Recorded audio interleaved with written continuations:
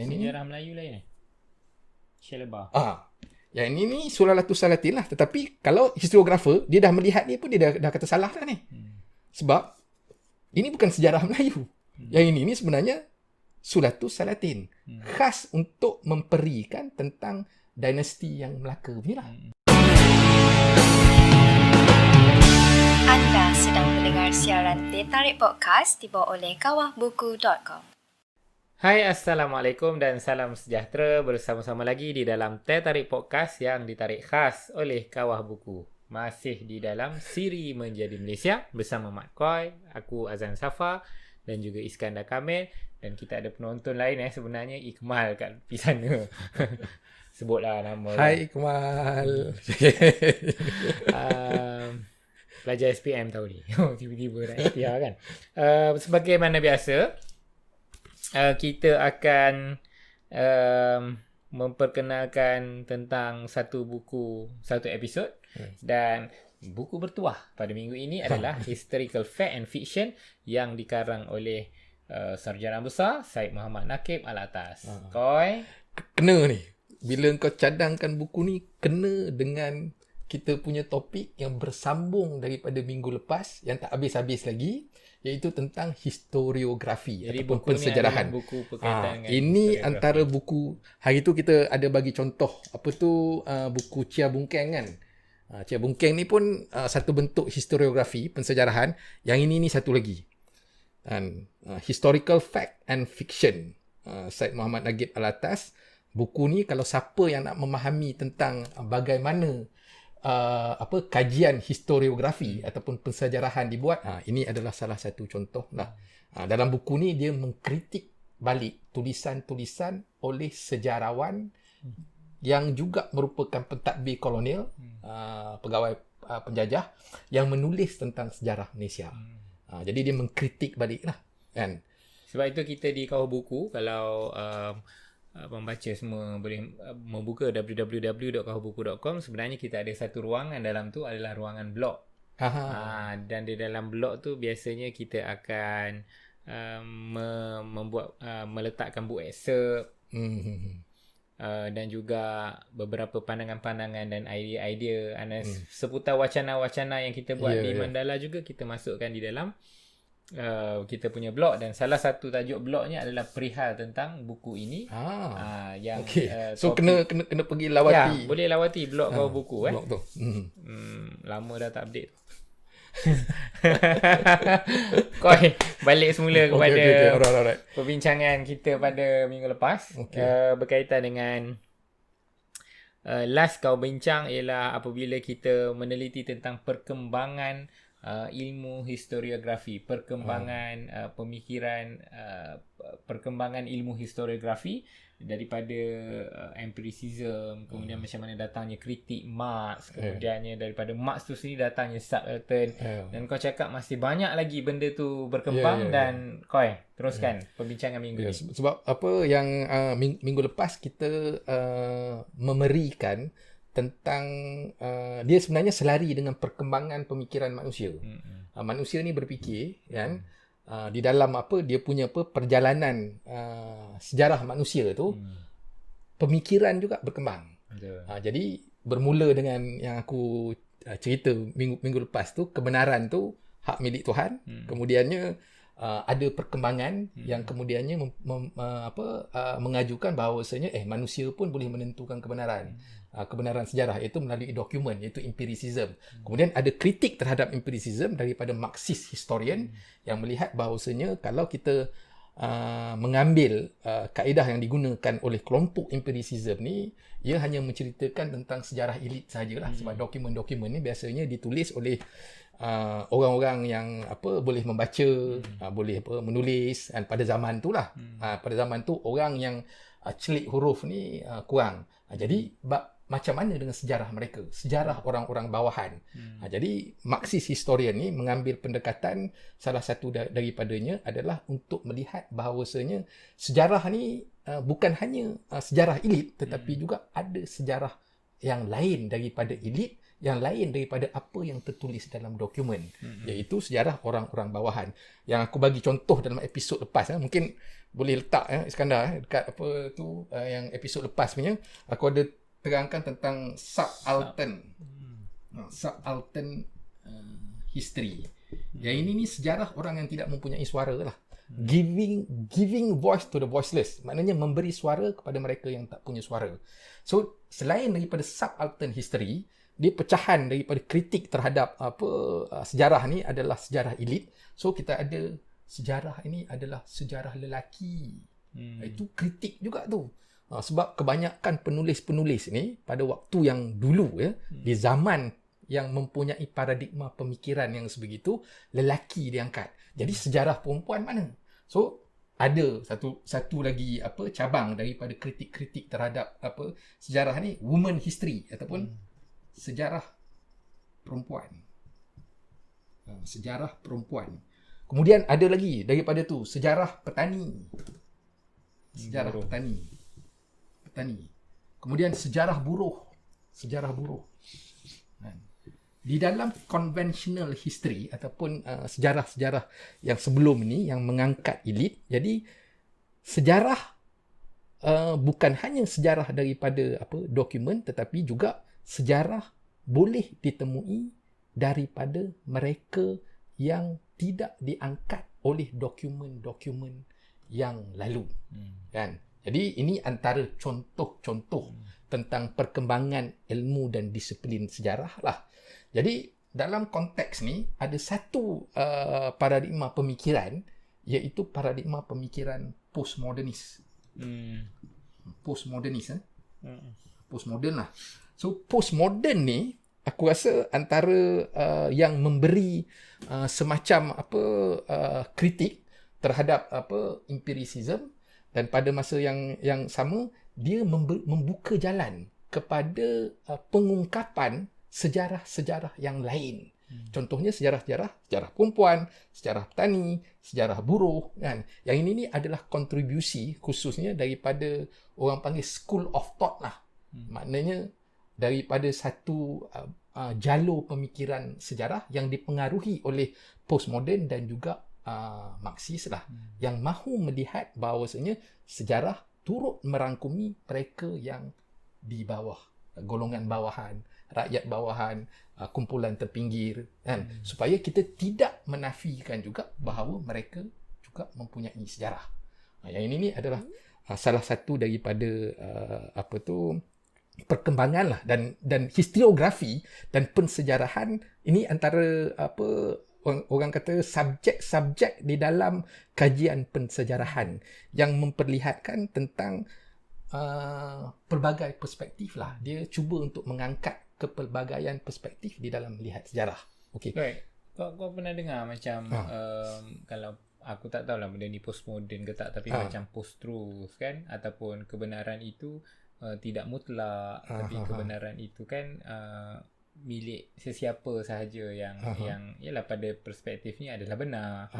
Jadi macam mana Rai? Itu termasuk dalam postmodern ke apa?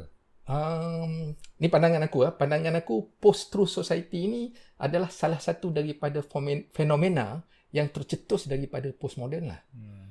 Postmodern ni juga adalah satu fenomena kan. Tetapi kalau dalam konteks kita Malaysia ni, dia lebih rumit sikit, sebab kita masih ada lagi unsur-unsur tradisional, kita ada unsur-unsur moden, kita juga ada unsur-unsur postmodern. Tambah sekarang ni di dalam konteks media sosial kan. Media sosial ni sebenarnya banyak orang membikin sejarah lah. Membikin sejarah maknanya ada orang buat YouTube macam kita lah.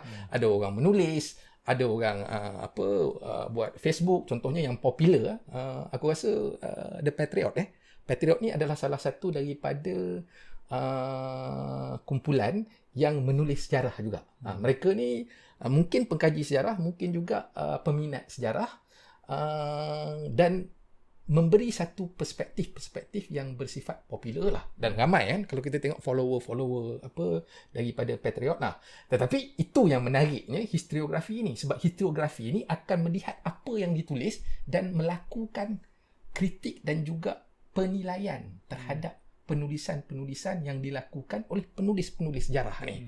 Itu yang kita katakan pensejarahan ataupun historiografi ini adalah sejarah kepada sejarah yang ditulis, yang diterbitkan kan.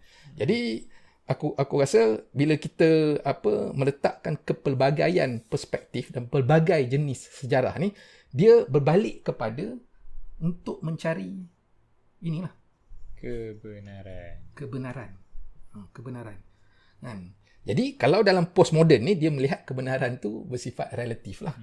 Satu bersifat relatif, kemudian satu lagi there is a multiple truth. Maknanya ada pelbagai truth.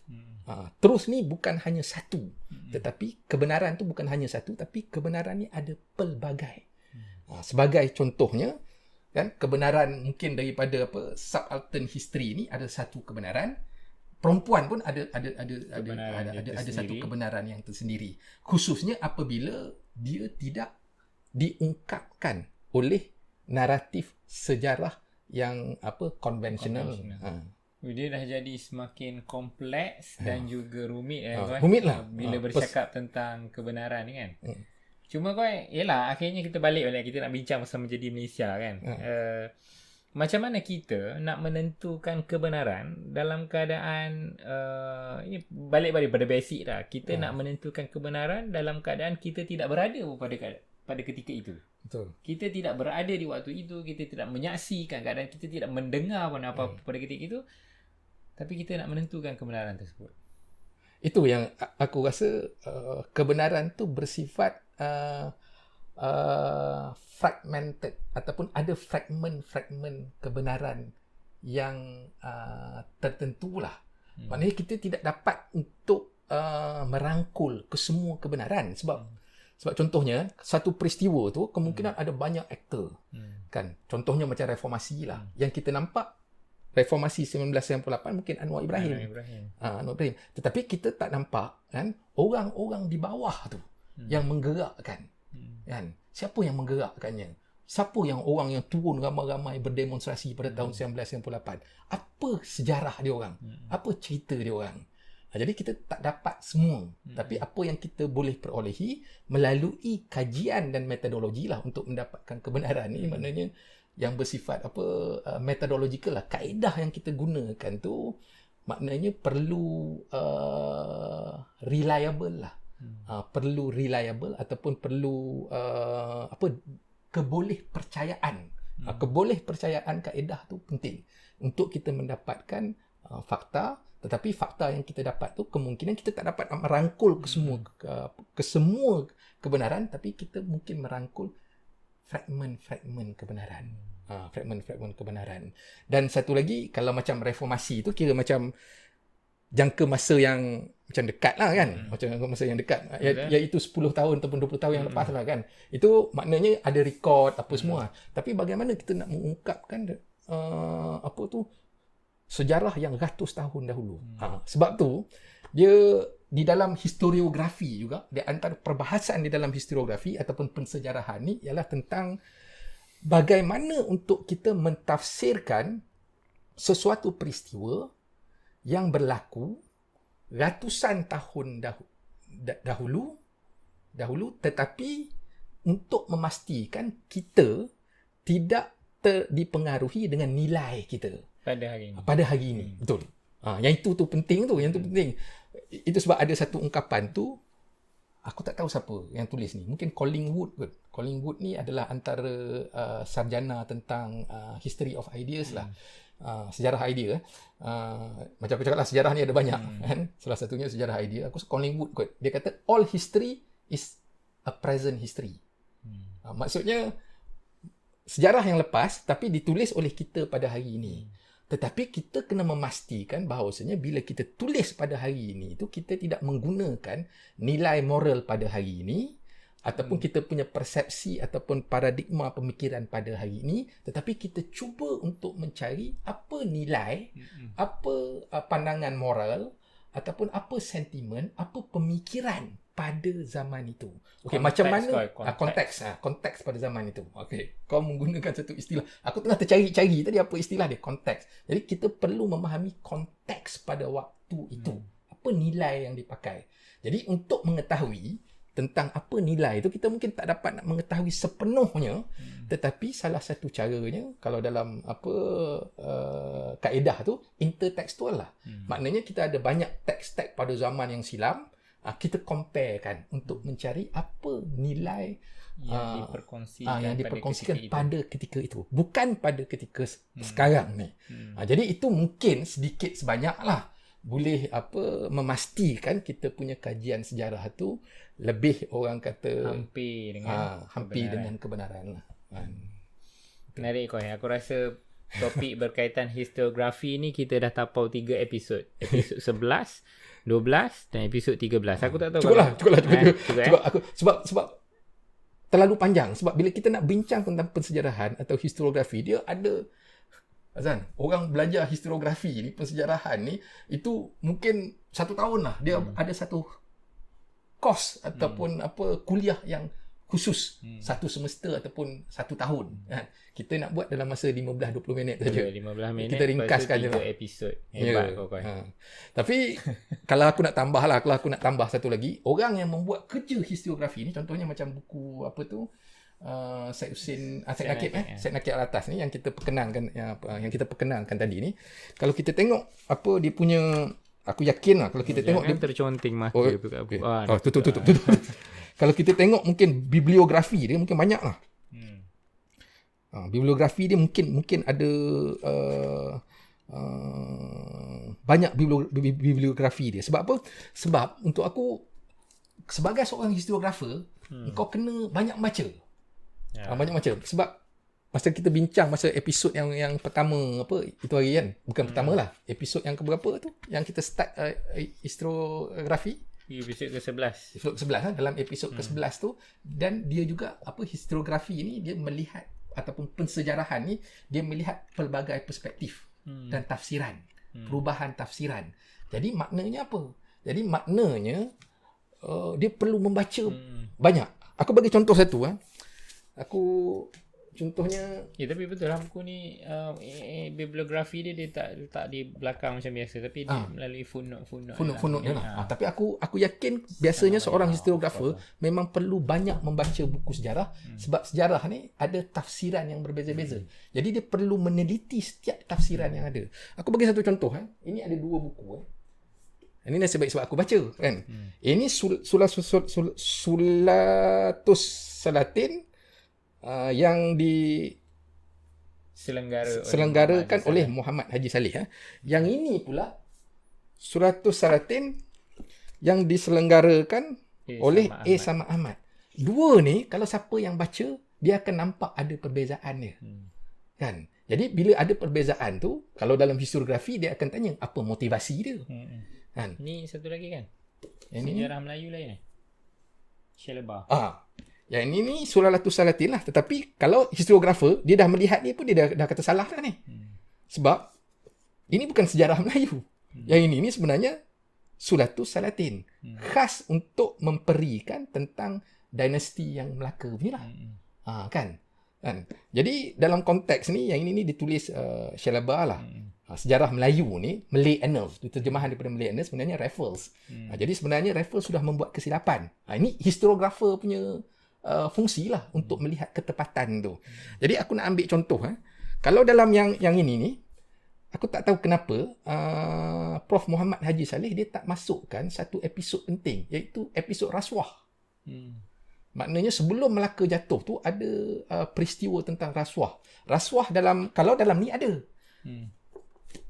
Istilah yang digunakan untuk rasuah tu, engkau tahu apa? Dalam Sulatus Salatin yang sebenarnya Samad. Sogok. Bukan. Dekat-dekat. Tak tahu Okay, aku bagi tahulah. Sorong. Sorong. Aku tak tahu satu lagi ada Ahmad Adam punya. Sama ada Ahmad Adam masukkan ataupun tak episod yang mana berlakunya rasuah, ataupun dalam istilah yang digunakan sorong. Jadi historiografer ni tu yang cakap dia kena baca banyak versi. Yang ini tak ada episod rasuah tu. Yang ini ada episod rasuah, sorong tu. Jadi apa motivasi penulis untuk menyaring, tak memasukkan? Yang ini apa motivasi dia untuk memasukkan?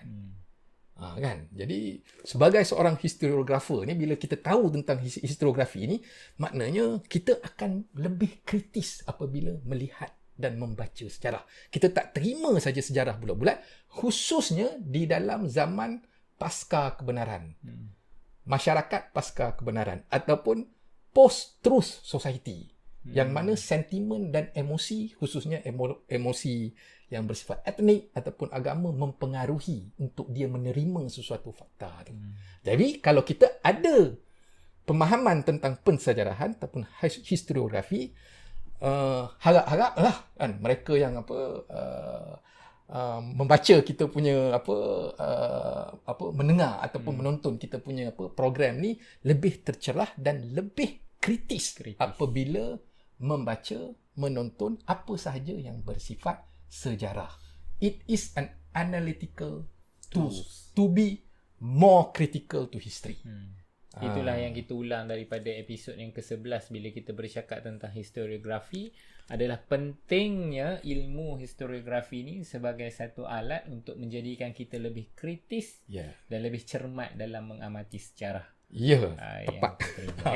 Koi, terima kasih banyak historiografi untuk 3 episod yang akan datang. So aku rasa minggu depan kita akan mula kembali kepada kerajaan-kerajaan sebelum Melaka dalam siri Menjadi Malaysia ini.